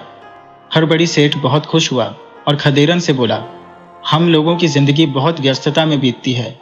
हम अपनी जिंदगी पर भी ध्यान नहीं देते कि सबसे पहले हमारी अपनी खुशी है। खुश रहने के लिए स्वास्थ्य पर ध्यान देना पड़ता है, और स्वास्थ्य तभी ठीक रह सकता है जब समय पर भोजन मिले, और भोजन भी तभी मिलेगा जब घर में पत्नी हो। मैंने सुन रखा है कि तुम दोनों भाई घर में अकेले रहते हो, जबकि तुम्हारा कारोबार बहुत बड़ा है। तुम ही कारोबार संभालते हुए अपने लिए भोजन भी बनाना पड़ता है। खदेरन बोला, नहीं, हम खुद से भोजन नहीं बनाते, बल्कि पड़ोस की एक काकी भोजन बनाती है। बदले में हम उसे भोजन, कपड़ा और कुछ पैसे दे देते हैं। हड़बड़ी बोला, देखो, दूसरा कोई कितना भी अच्छा से खाना बनाए खिलाए, मगर आदमी के शरीर को नहीं लगता, क्योंकि उसमें प्यार घुला हुआ नहीं रहता। जबकि पत्नी के हाथ का रूखा सूखा खाना में भी इतना प्यार होता है कि खाने के बाद आदमी अति प्रसन्न रहता है। खदेरन बोला, सेठ जी, हमारे पास विवाह करने की फुर्सत कहाँ है। हड़बड़ी बोला, वही तो मैं कह रहा हूं कि हम सेठों के पास फुर्सत कहाँ है, मगर इसका मतलब यह तो नहीं कि हम विवाह ही न करें। जरा सोचो, यह धन किसके लिए कमा रहे हो, जबकि घर में कोई खाने वाला ही ना हो। घर में पत्नी हो, फिर बच्चे हों, तभी तो धन का सदुपयोग है। जब बच्चे नहीं रहेंगे तो सेठ बनने से अच्छा है साधु बन जाओ, फकीर बन जाओ। खदेरन बोला, सेठ जी, आखिर हम करें क्या। कोई विवाह के लिए आए भी तो, कोई लड़की वाला आएगा, हमसे बात चलाएगा, तब तो हम विवाह पर चर्चा करेंगे, समय निकालने की कोशिश करेंगे। हड़बड़ी बोला, तुम पहले मन से तैयार हो जाओ, तब तो हम बात करें। खदेरन बोला, मैं बिल्कुल तैयार हूँ, कोई आज कह दे तो आज विवाह कर लो। हड़बड़ी बोला, तो मैं आज ही विवाह करा देता हूँ। बात की बात ही छोड़ो, बात के लिए किसके पास फुर्सत है? मैं तुम्हारे लिए अब कहाँ लड़की खोजने जाऊं? अपने घर में भी एक बेटी है, उसी का विवाह तुम्हारे साथ कर देता हो, तुम उसे ले जाओ। खदेरन बोला, लेकिन सेठ जी, इतनी जल्दी कैसे हो सकता है? आप 2-4 दिन का मोहलत दो। हड़बड़ी सेठ बोला, खदेरन, तुम अब अपनी बात से पलटी मत मारो, अभी अभी बोले हो कि अभी विवाह कर लूंगा, और जब मैं जुगाड़ बना दिया तो आनाकानी मत करो। खदेरन बोला, ठीक है सेठ जी, आप जैसा उचित समझो वही करो। आप मेरे पिता के समान हो, आप मेरे लिए कोई गलत निर्णय तो नहीं लोगे। सेठ तुरंत घर के अंदर गया और पत्नी से बोला, 2 मिनट में बबीता को शादी के लिए तैयार करो, मैं अभी पंडित जी को लेकर आता हूँ। सेठानी बोली, लेकिन आप मेरी कुछ बात तो सुनो, आप किससे बबीता का विवाह करा रहे हो, मैं यह तो जान लो। सेठ बोला, इस पर कोई बात नहीं करेगा। यदि मैं बबीता का विवाह एक गद्दे से करा दूं, तो उसे गद्दे के साथ जाना होगा, और तुम अब जरा भी चटर पटर की तो तलवार से गर्दन काट दूंगा। पत्नी बोली, लेकिन बबीता कुछ कहना चाह रही है। सेठ बोला, खबरदार, जो माँ बेटी ने एक शब्द के लिए मुंह खोला, दोनों को आज मार डालूंगा। सेठ के तेवर देखकर सेठानी और उसकी बेटी दोनों डर गई कि आज सेठ वही करेगा जो उसके मन में आएगा। सेठानी बेटी से बोली, मैं जानती हूं तू करमचंद को पसंद करती है, मगर अब बात बिगड़ गई है, इसे अब तुम्हें खुद संभालना होगा। अच्छी बात यह है कि तू करमचंद के घर में जा रही है, तुम अपने मन की बात खदेरन से बता देना। अगर उसे अपने भाई से प्यार होगा तो तुम्हें उसके हवाले कर देगा, अगर नहीं किया तो जो तुम्हें अच्छा लगे वही करना। सेठ ने बिना देर किए बबीता का विवाह खदेरन से करा दिया। खदेरन बहुत खुश होकर पत्नी को साथ लेकर घर के लिए चल पड़ा। उधर करमचंद खुश था कि भाई मेरा विवाह तय करके वापस आएगा तो जल्दी ही मेरा विवाह हो जाएगा। मगर जब करमचंद ने देखा कि भाई अपने लिए पत्नी लेकर आ गया है तो उसे शक हुआ। लड़की घूंघट में थी तो पहचान नहीं सका, मगर उसके शक की सुई बबीता पर ही घूम रही थी कि कहीं वही तो नहीं है। उसकी चाल, उसके शरीर की बनावट बबीता जैसी ही है। वह किसी तरह एक बार भाभी का चेहरा देख लेना चाहता था, मगर वह अपने को पूरी तरह घूंघट में छुपाए बैठी थी। वह भाभी को उस दिन नहीं देख सका। रात आई तो खदेरन अपनी पत्नी के साथ उसके कमरे में चला गया। बबीता ने सोचा कि अब मुझे सच सच बता देना चाहिए कि मैं आपके भाई करमचंद से प्यार करती हूँ, और सबसे बड़ी बात कि हमारे प्यार की निशानी मेरे पेट में है। वह खदेरन से बोली, मैं आपसे कुछ कहना चाहती हूँ। खदेरन बोला, अभी ठीक से घर में कदम नहीं रखा है। कहने लगी, अभी तुम्हें 1 माह तक कुछ नहीं कहना है, जो कुछ कहना होगा 1 माह बाद कहोगी, उससे पहले मैं कोई बात तुम्हारे मुख से नहीं सुन सकता। बबीता चाहकर भी कुछ नहीं कह सकी और खदेरन के साथ रहने लगी। बहुत ही बाद ही करमचंद ने देख लिया कि यह तो बबीता है, ये तो मुझे धोखा दे गई है। वह भाई की दुकान जाते ही बबीता पर उपज पड़ा, धोखेबाज, तुमने मुझे धोखा दिया है। मुझे गन्ने की तरह चूसने के बाद फिर भाई को चूसने के लिए आ गई हो। तुम जैसी स्त्री किसी की पत्नी हो ही नहीं सकती। बबीता बोली, शांत रहो, ये सब मजबूरी में हो गया है, मगर इसका मतलब ये नहीं कि तुम्हें भूल गई हो। तुम अब भी मेरे दिल में हो। मैं वही प्यार तुम्हें दूंगी जो शुरू से देती आई हो। मुझे खदेरन से कोई प्यार नहीं है, मगर अब क्या करूं जब पिता ने जबरदस्ती उसके साथ मेरा विवाह कर दिया है। तुम खुद अपने भाई से बात करो कि वह मुझे छोड़ दे, मैं तुम्हारे साथ रह सकूं। करमचंद बोला, नहीं, मैं अब ऐसा नहीं कर सकता। तुम उसके साथ ही रहो, बस कभी कभी मेरे पर भी ध्यान दे दिया करो, मेरे लिए यही अब काफी है। दोनों अब गुपचुप तरीके से मिलिया करते थे। इस तरह 1 माह गुजर गया। एक दिन खदेरन ने पूछा, जब तुम आई थी तब मुझसे कुछ कहना चाहती थी, अब तुम कह सकती हो, क्या कहना है? तब बबीता बोली, अब समय निकल जाने के बाद कोई बात कहने का मतलब नहीं रह जाता। अब समय 1 माह बीत चुका है, अब मौसम बदल चुका है। आने वाले समय में आप मेरे मन की बात खुद समझने लगोगे। इस तरह समय गुजरा और 3-4 महीने बीत गए। खदेरन अपने काम में व्यस्त हो गया। तभी उसे पता चला कि उसके घर औलाद आने वाली है। वह करमचंद से बोला, देखो, मैं काम में काफी व्यस्त रहता हूँ, तुम अब भाभी पर विशेष ध्यान दिया करो, उसके खान पान पर ध्यान दो। हो सके तो खुद खाना बनाओ या फिर पड़ोस वाली काकी को बोल दो। धर्मचंद बोला, अरे अब काकी यहाँ कहाँ है? वह जब से हमारे यहाँ से काम से हटी है पता नहीं किसके यहाँ चली गई है। वह खाना बहुत अच्छा बनाती है तो उसके लिए काम की कोई कमी तो है नहीं। हमें उसे भाभी के आने के बाद भी नहीं हटाना चाहिए था, परंतु कोई बात नहीं, मैं सब संभालूंगा। करमचंद बबीता का ख्याल रखने लगा। इस तरह 7 माह गुजर गए। सेठ खदीरन के घर एक पुत्र का जन्म हो गया। 7 माह में बच्चा। यह देखकर खदीरन को बड़ी हैरानी हुई। उसे समझ ही नहीं आ रहा था कि यह सब कैसे हो रहा है। उसे पहली बार अपनी पत्नी पर शक हुआ। उसे शक करमचंद पर भी हुआ, मगर सोचा कि नहीं, करमचंद की गलती नहीं है। यह तो 3-4 माह से मेरे कहने पर पत्नी की सेवा कर रहा है। वह अपने मन की बात दाई से पूछिया, बहन ये बताओ कि मेरे बेटे का जन्म सही समय पर हुआ है ना? तब दाई बोली, हाँ खदीरन सेठ, बच्चा पूरे 9 महीने बाद यानी अपने समय पर जन्म लिया है। वह स्वस्थ है, अब कोई परेशानी की बात नहीं है। 1 माह तक पत्नी से कोई काम मत लेना, जच्चा बच्चा का विशेष ध्यान रखना, और सब बातें मैंने करमचंद को समझा दिया है। बहुत अच्छा तुम्हारा भाई है, एक स्त्री की तरह भाभी का ध्यान रखता है। सेठ को दाई की बात सुनकर पूरा विश्वास हो गया कि मेरी पत्नी बदचलन है। उसे याद आया कि जरूर स्त्री में कमी थी, तभी तो 1 घंटे में हड़बड़ी ने मेरा विवाह इस दुष्टा से करा दिया था। अब इस बात की खबर आसपास के लोगों को होगी कि 7 माह में ही सेठ की पत्नी ने पुत्र को जन्म दे दिया है, तो मेरी तो नाक कट जाएगी। अब इस बात को छुपाओ कैसे? वह काफी गुस्से में था। मौका देखकर पत्नी के पास गया और पूछिया, ये बच्चा कितने दिन में पैदा हुआ है?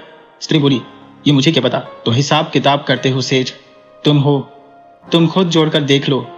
तब सेठ बोला, मैंने हिसाब बैठा लिया है। तुम्हारे घर में आने के बाद पूरे 7 महीने 3 दिन बाद पुत्र का जन्म हुआ है, जबकि इंसान का या गाय का बच्चा 9 माह के बाद दुनिया में आता है।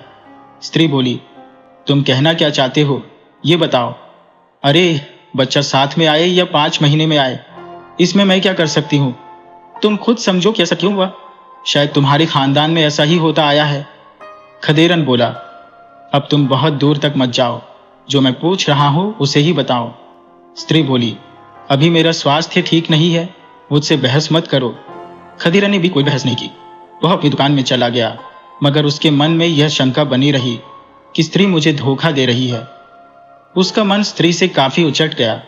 अब कभी कभी ही घर जाता था, भोजन भी दुकान पर ही मनवा लेता और रात के समय दुकान में ही सो जाता।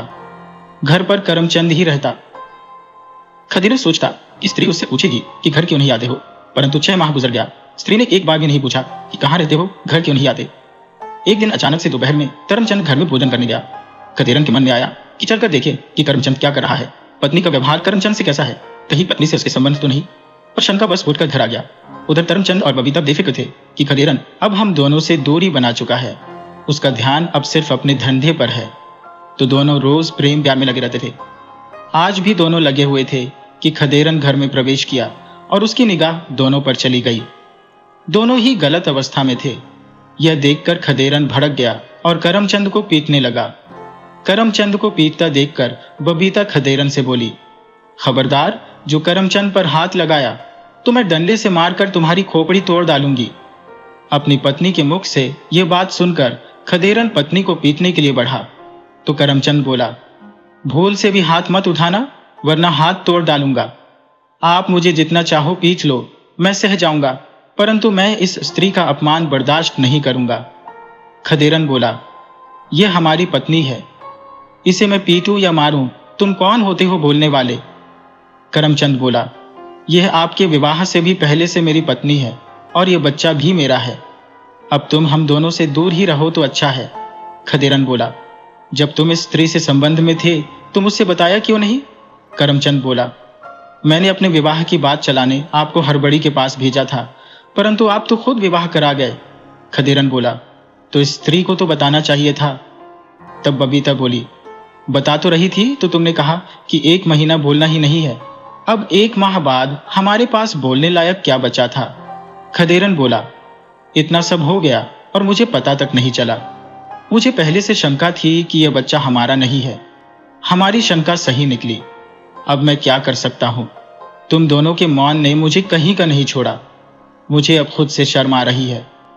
देखो, अब अपने घर की इज्जत बचाने का एक ही रास्ता है। तुम दोनों अब साथ रहो, मुझे कोई ऐतराज नहीं है। मैं कभी अब दोनों के बीच नहीं आऊंगा, मगर तुम दोनों को भी एक काम करना होगा कि किसी को यह खबर नहीं होनी चाहिए कि तुम मेरी पत्नी नहीं हो। सबके सामने तो तुम्हें मेरी पत्नी बनकर रहना ही होगा, बाकी घर के अंदर तुम पति पत्नी हो, यह मैं स्वीकार करता हूँ। इस बात पर करमचंद और बबीता को कोई ऐतराज नहीं था। वे भी नहीं चाहते थे कि घर से बाहर यह बात जाए, उनकी बदनामी हो। अब तो दोनों को हरी झंडी मिल गई थी तो दोनों साथ रहने लगे। खदेरन अब दुकान नहीं रह जाता, खाना भी उसे दुकान में ही मिल जाता। इस तरह दिन गुजरने लगे। खदेरन ने बेटे का नाम चतुरी रखा। चतुरी अब धीरे धीरे 10 साल का हो चुका था। वह अब खदेरन के साथ दुकान में भी बैठने लगा था। पर अब दुकान की रौनक पहली वाली नहीं रह गई थी। लोग धीरे धीरे खदेरन की दुकान पर आना कम कर दिए थे। कारण था कि अब दूसरे गांव वालों के गांव में कई दुकानें खुल गई थी। उन्हें बहुत सस्ते में सामान अपने गांव में मिल जा रहा था, तो दूसरे गांव में कौन आए। और फिर दुगोरी में 4-5 और दुकानें खुल चुकी थी। बहुत मुश्किल से कोई 1-2 आदमी ही दिन भर में आ पाता था। इस बात को लेकर खदेरन को काफी चिंता थी। वह जानता था कि अब उसके शरीर के अलावा इस घर में कुछ नहीं है। पत्नी अब उसकी नहीं है, बेटा उसका अपना नहीं है, मगर धन की चिंता उसे खाई जा रही थी। एक दिन दुकान से उठकर घर पहुंच गया और भाई से बोला, तुम इस तरह घर में पड़े रहे तो घर का धन कितने दिन चलेगा। अब हम घर में पीछे का संचित धन ही खा रहे हैं। अब हमारे पास पाने को कुछ नहीं है, सिर्फ खोना ही खोना है। घर में एक बेटा है तो उसका ख्याल करो, उसके लिए कुछ कमाओ। तुम देख रहे हो दुकान अब चल नहीं रही। कोई बहुत मुश्किल से दुकान में आ पाता है, उससे इतना भी नहीं हो पाता कि मैं खुद एक कप चाय पी सकूं। अब इसके लिए एकमात्र उपाय है कि तुम अनाज का व्यापार शुरू कर दो। गांव गांव भ्रमण करो, अनाज खरीदो और उसे शहर ले जाकर बेचो। शहर में कोई दिक्कत नहीं है, अनाज महंगे दाम में बिक जाएगा। करमचंद को भाई की बात अच्छी लगी। वह 2-3 साल से इस बात को सोच रहा था, मगर पत्नी उसे कुछ सोचने से भी रोक दे रही थी। वह कह रही थी कि मुझे जल्द ही पिता का धन मिलने वाला है। उधर सेठ हड़बड़ी ने बुढ़ापे में अपना दूसरा विवाह कर लिया था। भगवान की कृपा से उसके घर 2 बच्चे भी आ गए थे, तो वह अब अपना धन बेटी को कहाँ देने वाला था। उस खबर को भी जब खदेरन ने करमचंद से बताया कि अब तुम ससुराल से धन की बात भूल जाओ, वहां से अब फूटी कौड़ी नहीं मिलेगी। सेठ हड़बड़ी तो अपनी बेटी का मुंह भी नहीं देखना चाहता। उसे अपनी बेटी की हर बात की खबर है। अब तुम्हारे पास एक यही रास्ता है कि खुद धंधे में लग जाओ, मैं साथ हूं। जब अनाज यहां तक ला दोगे तो मैं उसे शहर तक बेच दूंगा।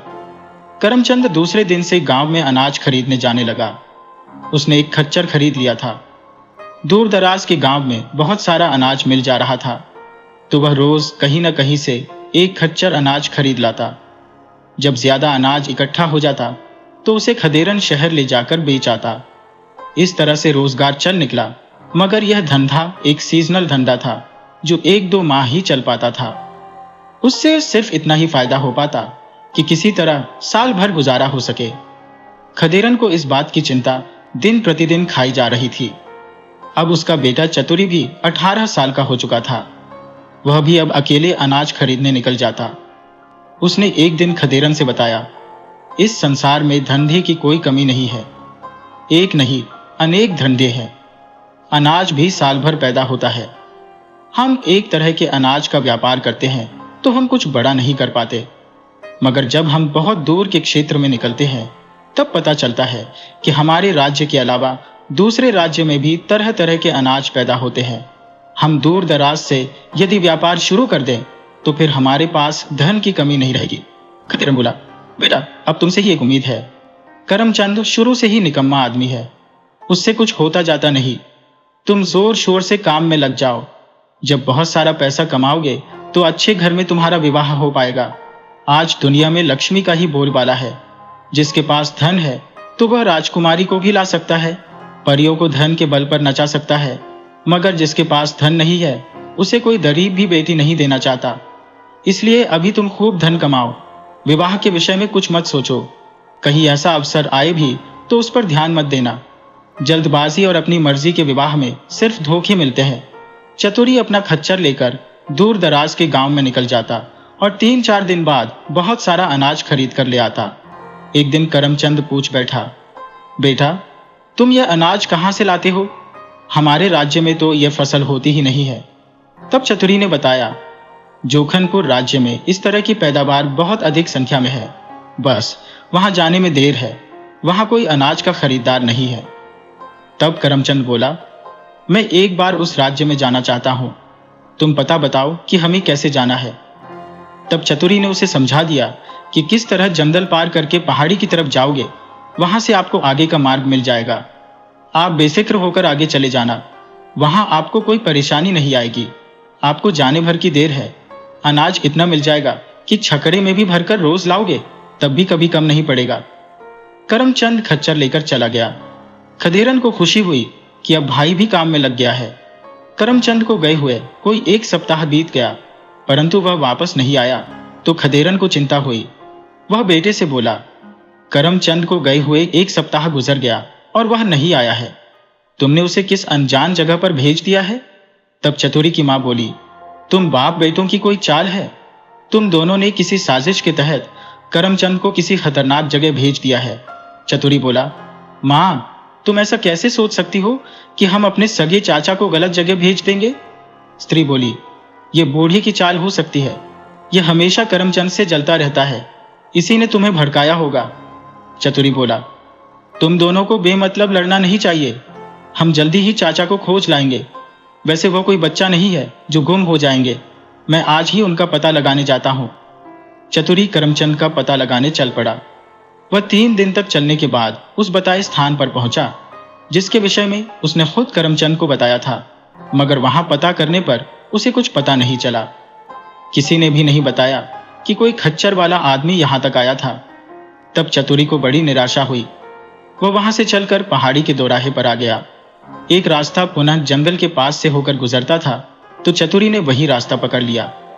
उसने सोचा कि चाचा इसी रास्ते से गए होंगे। चतुरी आगे बढ़ता गया। आगे जंगल के पास के गांव में उसे रात हो गई, तो वह ठहरने का स्थान खोजने लगा। पहले तो सोचा कि मैं कहीं भी किसी पेड़ की छांव में रात गुजार लूंगा, मगर ख्याल आया कि जंगल से सटा हुआ यह छोटा सा गांव है।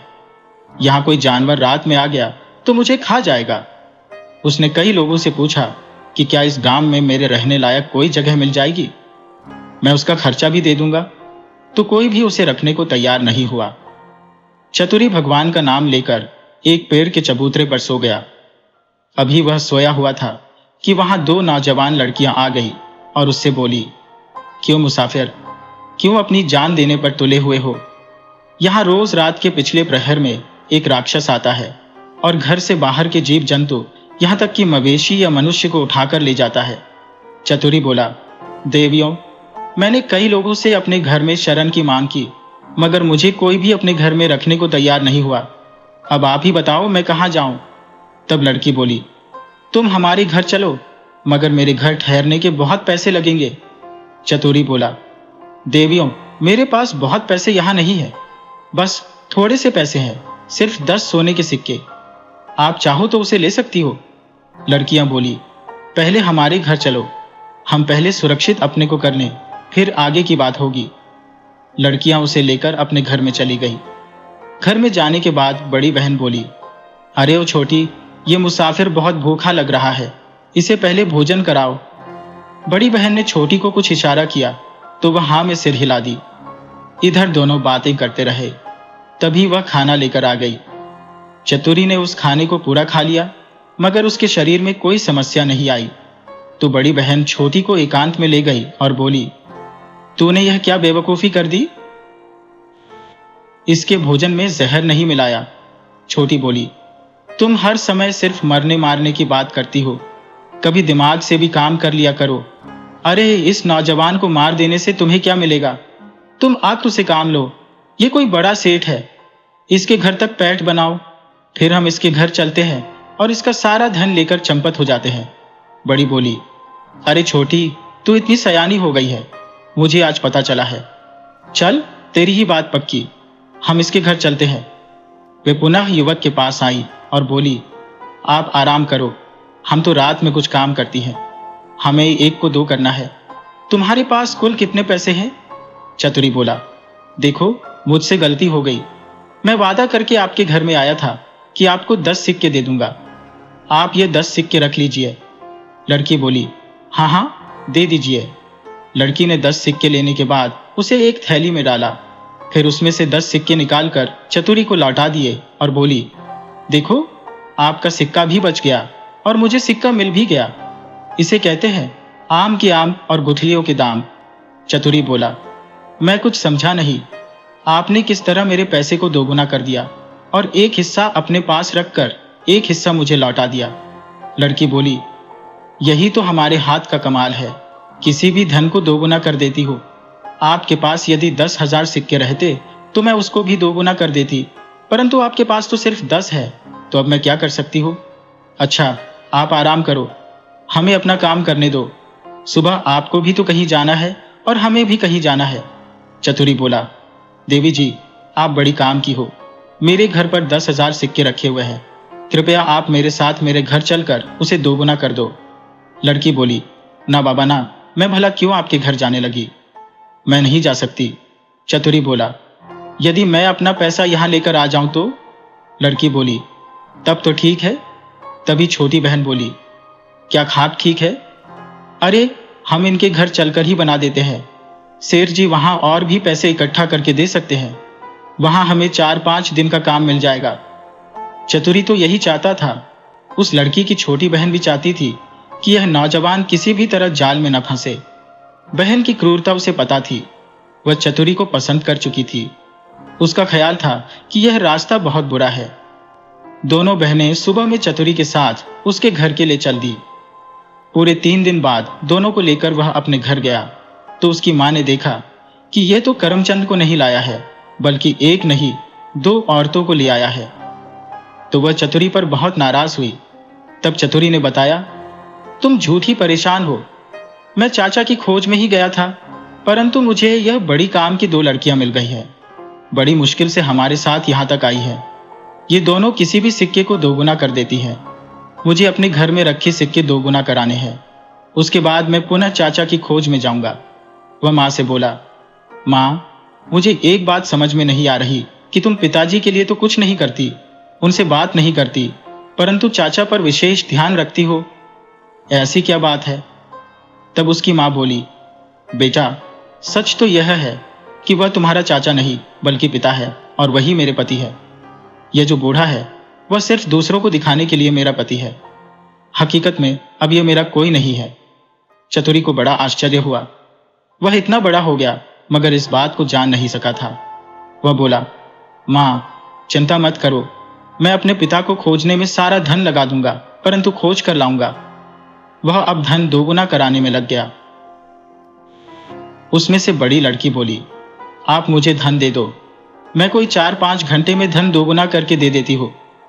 वह सारा पैसा लेकर एक कमरे में बंद हो गई तथा बहन को बाहर ही बैठने को कहा। आधी रात होने पर उसने एक गठरी अपनी बहन को दी और बोली, इसे तुम घर से बाहर ले चलो और यह वाली गठरी यही उन लोगों के पास छोड़ दो। लड़की ने धन वाली गठरी को बाहर न रखकर घर में छुपा दी तथा नकली गठरी को लेकर घर से बाहर एक कुएं के पास खड़ी होकर इंतजार करने लगी। बड़ी बहन पीछे से वहां पहुंची और वह गठरी बहन से ले ली तथा बहन को वही कुएं में धकेल दिया और भाग गई। पानी में रात को छपाक की आवाज सुनकर कई लोग कुएं के पास गए तो उसमें एक लड़की को गिरे हुए देखा। वह कुएं में जिंदगी की जंग लड़ रही थी। लोगों ने उसे बाहर निकाला। वहां चतुरी भी पहुंच गया था। उसने देखा कि यह तो उसके साथ वाली लड़की है। उसे लेकर घर आया तो घर में उसकी मां घबराई हुई थी क्योंकि घर में पैसे दोगुना करने वाली लड़की नहीं थी। चतुरी उस लड़की पर नाराज हुआ, तुम्हारी बहन कहाँ गई? तब उस लड़की ने बताया, वह भाग गई, उसी ने मुझे मरने के लिए कुएं में गिरा दिया था।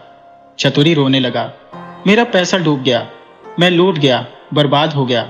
लड़की बोली, आप पहले अपने को संभालो, आपका पैसा कहीं नहीं गया है, वह आपके घर में है। यह अलग बात है कि दोगुना नहीं हुआ है और कभी दोगुना होना भी नहीं था।